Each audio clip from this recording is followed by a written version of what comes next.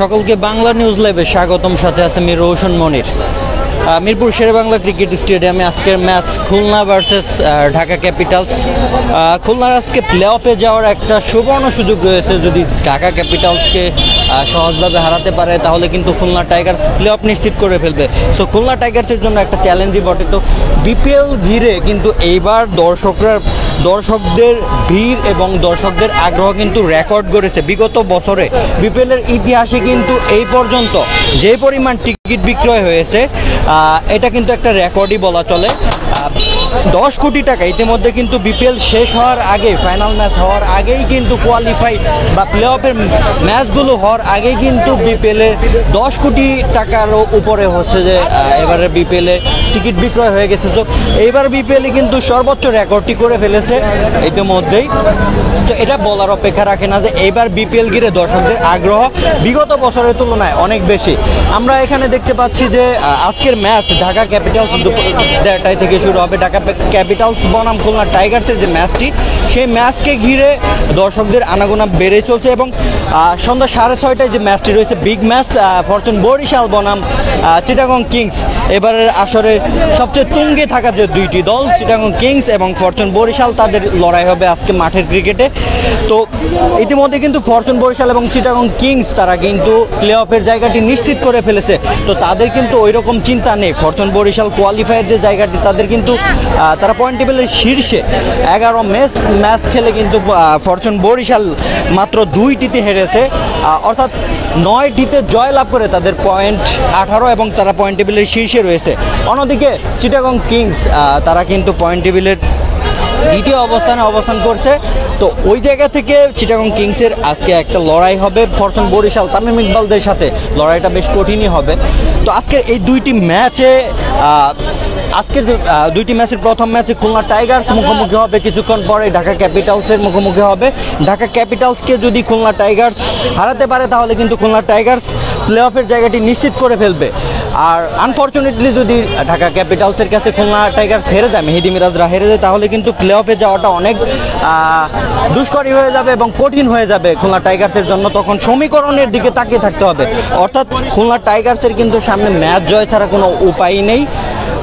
তো সব মিলে এটা বলার অপেক্ষা রাখে না আজকের এই ম্যাচ ঘিরে খুলনা টাইগার্সের ভক্তদের দেখতে পাচ্ছি, পাশাপাশি আমরা ঢাকা ক্যাপিটালসের ভক্তদের দেখতে পাচ্ছি যে এখানে ফ্ল্যাগ ওড়াচ্ছে। এখানে আমরা একজন ঢাকা ক্যাপিটালসের একজন ভক্তকে দেখতে পাচ্ছি। কি মনে হয় আজকের ম্যাচটা জিততে পারবে কিনা? ইনশাল্লাহ আমরা আমাদের থেকে সাপোর্ট দিব ইনশাল্লাহ আমরা খুলনা টাইগার্সে, এবং যাতে জিততে পারে আমরা সেই। আপনি খুলনা টাইগার্সের ভক্ত? জি জি। আপনার ফেভারিট প্লেয়ার কে? আমার ফেভারিট প্লেয়ার হলো মেহেদী হাসান মিরাজ। আজকের ম্যাচটি যদি হেরে যায় তাহলে কিন্তু সমীকরণের দিকে তাকাতে হবে খুলনা টাইগার্সকে। জি জি। অর্থাৎ প্লে অফে যেতে হলে আজকের ম্যাচ জেতা ছাড়া কোনো ওয়ে নেই। কি মনে হয় জিততে পারবে কি? ইনশাল্লাহ আমরা যেভাবে রংপুরে হারিয়ে দিয়েছি এবং আমাদের একটা মনে আত্মবিশ্বাস আছে, আমরা সেটাকে ধরে আমরা ইনশাল্লাহ জেতার চেষ্টা করবো। আজকের ম্যাচে কি মনে হয় যে খুলনা টাইগার যদি টসে জিতে, জি, তাহলে তাদের ব্যাটিং নেওয়াটা যৌক্তিক হবে নাকি? জি জি, আমরা কিন্তু আপনারা দেখে আসছেন আমরা আগেই যে ব্যাট করছি যে কয়েকদিন, আমরা কিন্তু মোটামুটি বেশি রানের 180+ রানের টার্গেট দিয়েছি।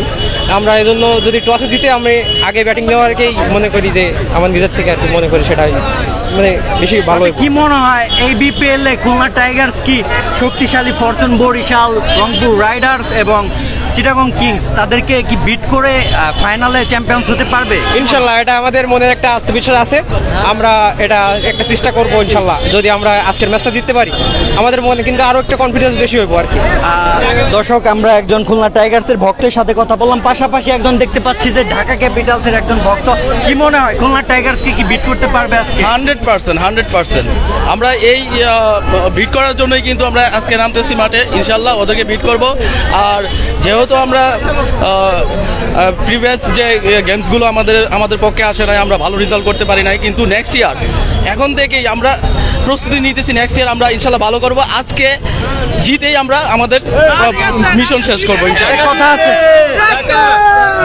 একটা কথা আছে, শেষ ভালো যার সব ভালো তার। ইনশাআল্লাহ ইনশাআল্লাহ আজকের ম্যাচ জয়লাভ করবে, এটা আপনার প্রত্যাশা?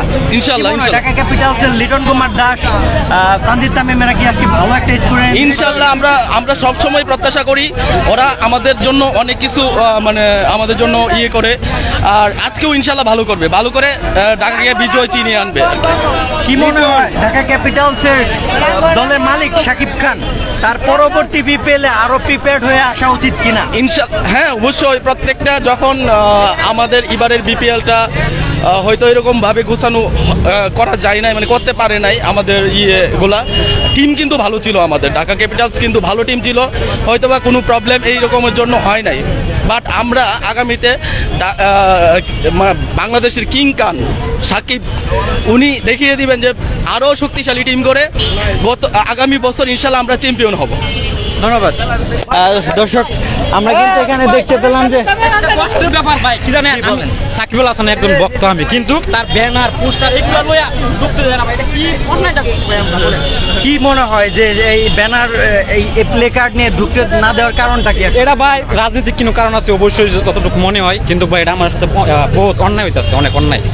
আমরা খেলা দেখবার আইছি, সাকিবুল হাসানের ব্যানার পোস্টার নিয়ে যাবো, দেখবো না, আমাদের বাধা দেয় ভাই। সিরিয়াল তাই না, সিরিয়াল এরকম কিরকম কথা? মাথায় ব্যান্ড দেখে বোঝা যাচ্ছে আপনি ফরচুন বরিশালের একজন ভক্ত। তো সেই জায়গা থেকে তামিম ইকবালের প্লে কার্ড নিতে দেওয়া হলে সাকিবকে কেন নেওয়া? ভাই এই কথাটা এইটাই, সাকিবুল হাসানের প্লে কার্ড কে লিখে ঢুকতে দেয় না নিয়া। এই ক্ষেত্রে আসলে আপনি দায়টা কাকে দিচ্ছেন? দায়টা আমি দিব রাজনৈতিক কোনো কারণ আছে অবশ্যই। আপনি বিসিবির কর্তৃপক্ষ গাফলতি আছে। তো এই ক্ষেত্রে হচ্ছে যে আপনার রাষ্ট্র কর্তৃপক্ষের কাছে কি আপনার অভিযোগ? আমি এটাই চাইবো যে অন্য যে সব খেলোয়াড়রা যেমনি আসে, তাদের ব্যানার কার্ড নিয়ে, তাদের সাপোর্টাররা যেমনি যা ভিতরে পোস্টার প্লে কার্ড নিয়ে, আমরা ওইভাবে চাইতে চাই ভিতরে। আমরা খেলা দেখতে চাই, সাপোর্ট করতে চাই, আর সবারই পছন্দের খেলোয়াড় আছে। গতকালকে দেখলাম সাকিব আল হাসান তার ভক্তদের ভিডিও কলে একটা বার্তা দিয়েছেন তিনি খুব শীঘ্রই আসবেন। কি মনে হয় সাকিব আসতে পারবে কি? বা আসলে ইনশাআল্লাহ দেখা যাবে, সবকিছু অন্তর রাজনীতির উপর সবকিছু ডিপেন্ড করতেছে ভাই। দর্শক, আমরা কিন্তু দেখতে পেলাম সাকিব আল হাসানের একজন ভক্ত তিনি খুব প্রকাশ করলেন যে অন্যান্য প্লেয়ারদের প্লে কার্ড দিতে দেওয়া হলেও সাকিব আল হাসানের প্লে কার্ড দিতে দেওয়া হচ্ছে না। আমরা বিপিএল এর শুরু থেকেই কিন্তু দেখতে পেরেছি যে সাকিব আল হাসানের ভক্তদেরকে তার যে প্লে কার্ড তাকে মিস করার যে বার্তা, সেগুলো নিয়ে কিন্তু ক্রিকেট স্টেডিয়ামে প্রবেশ করতে দেওয়া হচ্ছে না। প্রবেশ করলেও তাদের কিন্তু বের করে দেওয়া, এটা নিয়ে কিন্তু ইতিমধ্যে অনেক অভিযোগ এসেছে। আজকেও একজন সাকিব আল হাসানের ডাই হার্ট একজন ফ্যানকে দেখতে পেলাম, তিনি তার অভিব্যক্ত এই যে সাকিব আল হাসান দেশে ফিরতে পারছে না, বা সামহাউ তিনি রাজনীতির সাথে ইনভলভমেন্টের কারণে অনেক রাজনীতির শিকারের কারণে তিনি দেশ ত্যাগ করেছেন এবং দেশে ফিরতে পারছেন না। পাশাপাশি তাকে নিয়ে যে ভক্তদের আক্ষেপ, তাকে নিয়ে যে ভক্তদের আশা, সে আশা প্লে কার্ডের মাধ্যমে তারা ব্যক্ত করে, সেই প্লে কার্ড ক্রিকেট স্টেডিয়ামে নিয়ে ঢুকতে দেওয়া হয় না, সেটা নিয়ে একজন ভক্ত খুব প্রকাশ করলেন। তিনি কিন্তু ফরচুন বরিশালের ভক্ত, তামিম ইকবালেরও ফ্যান। তার ভাষ্য মতে সব প্লেয়ারদেরই কিন্তু রাইটস আছে। একজন প্লেয়ার সাকিব আল হাসান প্লেয়ার হিসাবে সবার কাছে বিবেচিত, সবার কাছে অ্যাকসেপ্টেবল। সেই জায়গা থেকে সাকিব আল হাসানকে এই জায়গায় তার প্রতি বৈষম্য স্বীকার করা হচ্ছে, এইটাই তার ভক্তবৃন্দদের প্রতিক্রিয়া এবং আক্ষেপ। দর্শক, যেটা বলছিলাম যে আসলে এইবার বিপিএল ঘিরে কিন্তু দর্শকদের সবচেয়ে বেশি আনাগোনা এবং সবচেয়ে বেশি আগ্রহ বেশি এবার বিপিএলে দেখা গেছে। গতকালকের একটা জরিপে দেখা গিয়েছে যে ইতিমধ্যে কিন্তু বিপিএল অনলাইনে টিকিট বিক্রয়ের মাধ্যমে কিন্তু রেকর্ড গড়া একটা নজির স্থাপন করেছে, যে 10 কোটি টাকা ইতিমধ্যে কিন্তু টিকিট বিক্রি করে আয় করে ফেলেছে। তো এটা বলার অপেক্ষা রাখে না, এইবার বিপিএল জাঁকজমকভাবেই উপস্থাপন করছে এবং জাঁকজমকভাবেই প্লেয়াররা হচ্ছে যে প্লেয়াররা তাদের ভালো পারফরমেন্স দেখাচ্ছে, দেশীয় প্লেয়াররা ভালো রান পাচ্ছে, পাশাপাশি হচ্ছে যে একটা প্রতিযোগিতামূলক স্কোর করতে পারছে প্রত্যেকটা দলই। সেই জায়গা থেকে কিন্তু দর্শকদের আগ্রহের কিন্তু কমতি নেই। আমরা এখানে দেখতে পাচ্ছি ফরচুন বরিশালের যে দর্শকরা, তারা কিন্তু ইতিমধ্যে তাদের ম্যাচ কিন্তু সন্ধ্যা 6:30 তারা কিন্তু ইতিমধ্যে চলে এসেছে। পাশাপাশি ঢাকা ক্যাপিটালস এবং খুলনা টাইগার্সের ভক্তবৃন্দদের আমরা দেখতে পাচ্ছি যে তারা অতি উচ্ছ্বাসে কিন্তু আজকের ম্যাচটি দেখতে এসেছে।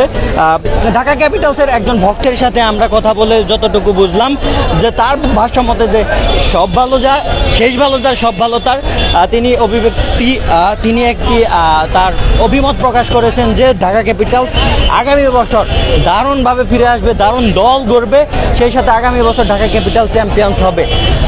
খুলনা টাইগার্সের কথা যেটা বলছিলাম দর্শক, যে খুলনা টাইগার্স কিন্তু একটা প্লে অফের দ্বার প্রান্তে তারা কিন্তু পৌঁছে আছে। আজকের ম্যাচটি যদি ঢাকা ক্যাপিটালসকে তারা হারিয়ে দিতে পারে তাহলে কিন্তু খুলনা টাইগার্স খুব সহজভাবে প্লে অফ নিশ্চিত করবে, অর্থাৎ এখানে রাজশাহীর আর কোনো সুযোগ থাকবে না। কিন্তু খুলনা টাইগার্স আনফর্চুনেটলি যদি ম্যাচটি হেরে যায় তাহলে কিন্তু তাকাতে হবে রাজশাহী, আগামী ম্যাচ যে রাজশাহীর সাথে হচ্ছে যে ম্যাচটি রয়েছে সেই ম্যাচটির দিকে তাকাতে হবে।